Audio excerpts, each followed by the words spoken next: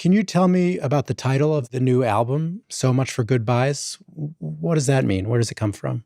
Yeah. Um, my mom passed away last June, just over a year ago. I was actually on my way to a show in Kentucky, and I just woke up the next morning on the bus, and my wife came back and she told me the news. And to me, it was this kind of sad thing, this idea that I didn't get to say goodbye. But when I told my manager about the title, he's kind of like, "Man, I like that, because it's not really goodbye. She's in everything, and she's everywhere, and I'm one of her greatest creations. She was so artistic and so creative that she made me and my brother and sister, and um, so I like the idea that it can kind of be taken both ways. So much for goodbyes, like I didn't get to say goodbye, but also so much for goodbyes because it's not really goodbye. I'm sorry for your loss. If you don't mind me asking, how did your mom pass away? Um, she struggled her whole life with different kinds of substance abuses, and I think she had a lot of unresolved trauma um, that she never really had like proper therapy for, and I think that was her way of kind of getting through some of that, was medicating herself, and so she had an illness that eventually she succumbed to.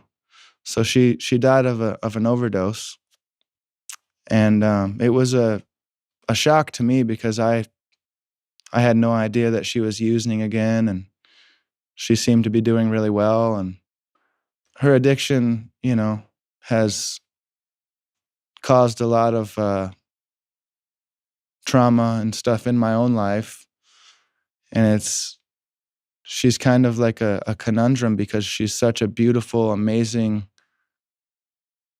artistic, and just an amazing person. I've never met anybody like her. We always talked about having her make the art for the next record cover. She was an artist. She always was making art, these little shadow boxes and mixed media art, and she would always be collecting kind of these little trinkets and pieces of junk and stuff, and she would take all this forgotten, rusty old crap and glue it together to make something beautiful.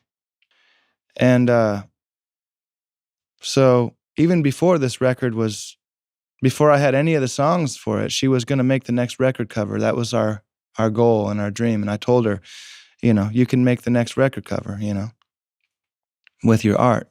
And we did. We got to make her piece of art the record cover, which I was really, really stoked on. It was actually the piece that she was working on the night she died. It was the last thing she touched. Are there songs on the album that allow you to feel like you're saying things to her that you would have said that you didn't get a chance to say?